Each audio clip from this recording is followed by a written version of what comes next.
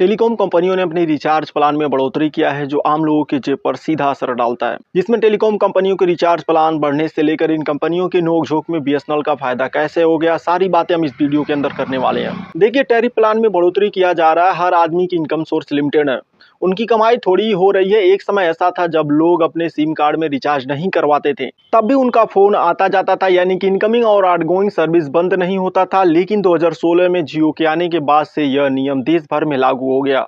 यदि कोई व्यक्ति अपने सिम कार्ड में रिचार्ज नहीं करवाता है तो उसको 10 या 15 दिनों तक का टाइम दिया जाएगा। फिर भी अगर आपने इस टाइम पीरियड के अंदर रिचार्ज नहीं करवाते हैं तो आपका कनेक्शन बंद कर देंगे। इसका मतलब है कि आपके फोन का इनकमिंग और आउटगोइंग सर्विस काट दिया जाएगा। फिर भी यदि आप लंबे समय तक रिचार्ज नहीं करते हैं या पैसे आपके पास नहीं है तो आपके सिम कनेक्शन बंद कर दिए जाएंगे। कभी कभी कंपनी वाले खुश होकर इनकमिंग और आउटगोइंग की सर्विस दे देते हैं, लेकिन हर बार आपको ऐसा मौका नहीं मिलेगा। सतर्क रहिए और रिचार्ज करवाते रहिए।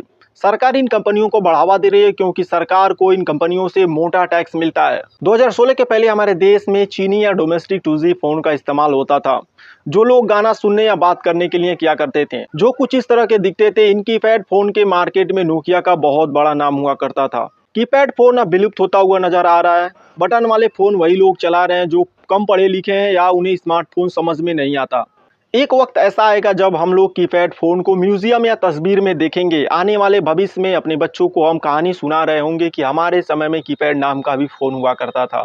जियो की शुरुआत 5 सितंबर 2016 को हुई थी। उस समय हमारे देश में, हिंदुस्तान में पॉपुलर नहीं था इंटरनेट, और ना ही ज्यादातर लोग एंड्रॉयड फोन का इस्तेमाल करते थे। एक डेटा के अनुसार 2016 में इंडिया में स्मार्टफोन यूजर केवल 16.5% थे जो कि इंटरनेट का इस्तेमाल किया करते थे। यह वह संख्या है जो ज्यादातर सिटीज या बड़े नगरों में रहते थे, बल्कि गांवों में इक्का दुक्का व्यक्ति स्मार्टफोन का इस्तेमाल करता था। उस समय हमारे देश की जनसंख्या 125 करोड़ थी, जिसके आधार पर यह नंबर बहुत ही कम दिखाई देता है। जियो के आ जाने के बाद से 60 मिलियन नए यूजर जुड़े।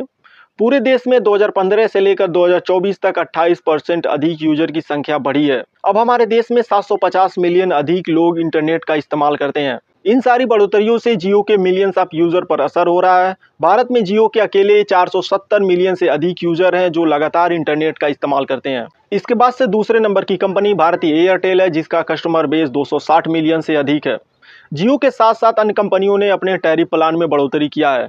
जियो ने 12 से 25% तक अपने टैरिफ प्लान को बढ़ाया है, वहीं पर एयरटेल ने 11 से 21% तक बढ़ा दिया है। और साथ में वोडाफोन आइडिया ने भी अपने टैरिफ प्लान में बढ़ोतरी किया है। यह कंपनियां कैसे पीछे रह सकती हैं जब जियो आगे आगे रास्ता दिखा रहा है। तो स्क्रीन पर दिख रहे दोनों इमेज को कंपेयर करके आप समझ सकते हैं कि पहले का रिचार्ज प्लान कैसा था और अब का रिचार्ज प्लान कैसा है। पहले आप कम पैसे में 28 दिन का रिचार्ज कर सकते थे, लेकिन अब आपको पैसे अधिक देने पड़ेंगे और समय आपका 28 दिन ही रहने वाला है। टेलीकॉम कंपनियों ने रिचार्ज प्लान बढ़ाने को लेकर के अपना कारण भी दिया है। उन्होंने कहा है कि हम 5G को देश में लागू कर रहे हैं और 5G को बनाने के लिए ज्यादा इन्वेस्टमेंट की आवश्यकता होती है, इसलिए पैसा इकट्ठा करने के लिए टैरिफ प्लान में बढ़ोतरी किया जा रहा है। एवरेज रेवेन्यू पर यूजर की डिमांड भी बढ़ती जा रही थी। पिछली बार जब रिचार्ज के दाम बढ़े थे तो एवरेज रेवेन्यू पर यूजर 200 तक टारगेट रखा गया था, जो कि पिछले साल ही पूरा हो गया। इस बार इन टेलीकॉम कंपनियों ने 300 तक का एवरेज रेवेन्यू यूजर पर टारगेट रखा है। जब यह पूरा हो जाएगा तो फिर से प्राइस बढ़ा दिए जाएंगे। हम एक संभावना के साथ कह सकते हैं कि यदि जियो ने अपने टैरिफ प्लान में बढ़ोतरी नहीं किया होता तो हो सकता है कि दूसरी अन्य टेलीकॉम कंपनियों ने भी अपने टैरिफ प्लान में बढ़ोतरी नहीं करती। आप इन कंपनियों के नेट प्रॉफिट के डेटा को उठाकर देखेंगे तो आपको आश्चर्य होगा कि इन कंपनियों ने इतने सालों में हर तरह तरह के नियम लागू करते हैं और सबसे ज्यादा फायदा इन्हीं को होता है, हमको और आपको होने वाला नहीं है। मुकेश अंबानी के पास पैसों की कोई कमी नहीं है, फिर भी उन्होंने 25% तक मोबाइल रिचार्ज के दाम बढ़ा दिए हैं। अगर आप जियो के बिजनेस को देखेंगे तो आपको पता चलेगा कि इनका साम्राज्य बहुत बड़ा है। जियो का पूरा वैल्यूएशन 11.11 लाख करोड़ रुपया है। इतना बड़ा साम्राज्य होने के बाद भी इन्होंने जियो के रिचार्ज प्लान महंगे करने पड़ रहे हैं। चलिए हम आपको जियो के प्रॉफिट के बारे में बता देते हैं। जियो ने फाइनेंशियल ईयर 2022-23 के दौरान 23,394 करोड़ रुपए का प्रॉफिट किया था और 2023-24 के फाइनेंशियल ईयर में 25,960 करोड़ रुपए का प्रॉफिट किया था। पिछले साल की तुलना में इस साल जियो का प्रॉफिट 10.96% बढ़ा है। भारत की दूसरी सबसे बड़ी टेलीकॉम कंपनी एयरटेल का वैल्यूएशन भी 9.25 लाख करोड़ रुपए है। एयरटेल का एनुअल प्रॉफिट जियो से छोटा है, लेकिन कम नहीं कहा जा सकता, जो कुल मिलाकर 7,500 करोड़ रुपए होता है। हमारे लिस्ट की तीसरी सबसे बड़ी कंपनी वोडाफोन आइडिया है, जो पहले अलग हुआ करते थे, लेकिन दोनों कंपनियों का भविष्य अंधेरे में था, इसलिए इन दोनों को 31 अगस्त 2018 को मर्ज कर दिया गया। दोनों कंपनियों को मिलाकर वीआई नाम रखा गया। वोडाफोन आइडिया उतने प्रॉफिट में तो नहीं होते हैं, हर साल इनका कुछ ना कुछ घाटा लगा रहता है। 2023-24 के तिमाही में वोडाफोन का एवरेज घाटा 7,500 करोड़ रुपए था। चलिए हम ये भी बात कर लेते हैं कि किसने बीएसएनएल को फायदा पहुंचाया और कैसे। टेलीकॉम कंपनियों के रिचार्ज बढ़ाने के कारण बीएसएनएल को ज्यादा फायदा होता हुआ नजर आ रहा है। कारण यह है कि सारी जायंट टेलीकॉम कंपनियां अपने रिचार्ज प्लान में अचानक से बढ़ोतरी कर रही हैं, लेकिन बीएसएनएल हाल ही में 3G से 4G पर अपने सर्विस को अपग्रेड कर रहा है। हो सकता है कि इस साल के अंत तक बीएसएनएल 5G ला दे। बीएसएनएल एक सरकारी कंपनी है जिसे सन 2000 में बनाया गया था। सरकार का प्लान था कि देश के कोने कोने में बीएसएनएल के द्वारा नेटवर्क पहुंचाया जाएगा, लेकिन यह ठहरा सरकारी सर्विस जो सरकारी सिस्टम की तरह धीरे धीरे स्लो होता चला गया। सोशल मीडिया पर #PortToBSNL, #BoycottJio और बीएसएनएल की घर वापसी जैसे शब्द ट्रेंड कर रहे हैं। लोग सोशल मीडिया पर प्राइवेट टेलीकॉम कंपनियों के खिलाफ जमकर अपनी गुस्सा निकाल रहे हैं। यूजर का बीएसएनएल पर पोर्ट करने का दूसरा कारण यह है कि बीएसएनएल का रिचार्ज प्लान सस्ता है। एक समय ऐसा था कि बीएसएनएल का सिम कार्ड इस्तेमाल करने वाले देश के कोने कोने में मौजूद थे, लेकिन आज उनकी जनसंख्या कम होता हुआ नजर आ रहा था।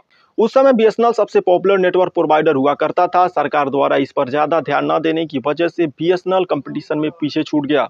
आप तो जानते हैं कि जब किसी सरकारी कार्यालय में काम करवाने के लिए जाते हैं तो कितना समय लगता है। आपको कई महीनों तक दौड़ाया जाएगा तो ही आपका काम होगा। यही सिचुएशन बीएसएनएल के साथ हो गया। बीएसएनएल को सरकारी समझकर पीछे छोड़ दिया गया। अगर बीएसएनएल पीछे नहीं छूटता तो आज बीएसएनएल का हाल कुछ ऐसा नहीं होता। लेकिन उम्मीद की जा रही है कि ज्यादातर यूजर जायंट कंपनियों के सर्विस से जंप करके बीएसएनएल पर जा रहे हैं।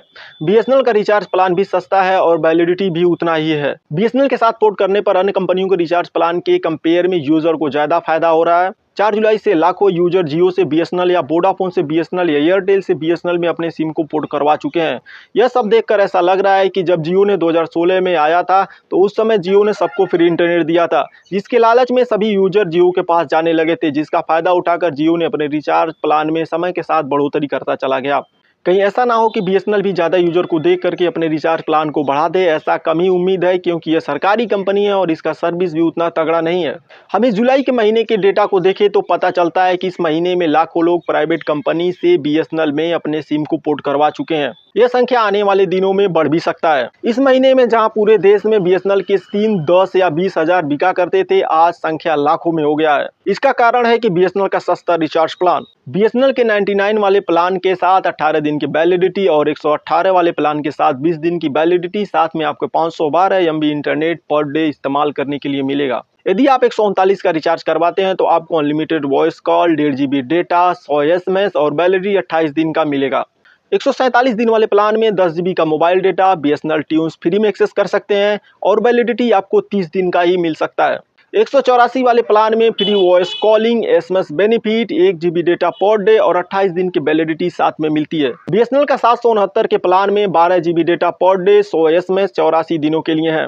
आने वाले समय में हम उम्मीद कर सकते हैं कि बीएसएनएल का जो सर्विस है उसे सुधारा जाएगा। अगर बीएसएनएल की सर्विस को सुधारा जाता है तो बहुत ज़्यादा बेनिफिट हम यूज़र को होने वाला है। हमारे देश के कोने कोने में अभी बीएसएनएल का सर्विस उतना तगड़ा नहीं चलता है। अभी बीएसएनएल को आप अगर यूज़ कर रहे हैं देश के अन्य हिस्सों में तो वहाँ पर आप 2G या 3G तक ही पहुँच है, इससे ज़्यादा हो नहीं पा रहा है। अगर बीएसएनएल अपनी पहुँच को बढ़ाता है तो हमारे देश के कोने कोने में बीएसएनएल के यूज़र हो जाएंगे। यदि बीएसएनएल भी इस साल के अंत तक या अगले साल प्लान को बढ़ा देगा तो सारे यूजर परेशान हो जाएंगे। बीएसएनएल को सोच समझ करके ही कदम उठाना पड़ेगा। अगर बीएसएनएल ये अनसोचे कदम को उठा दिया तो बाद में बीएसएनएल को ही नुकसान होने वाला है।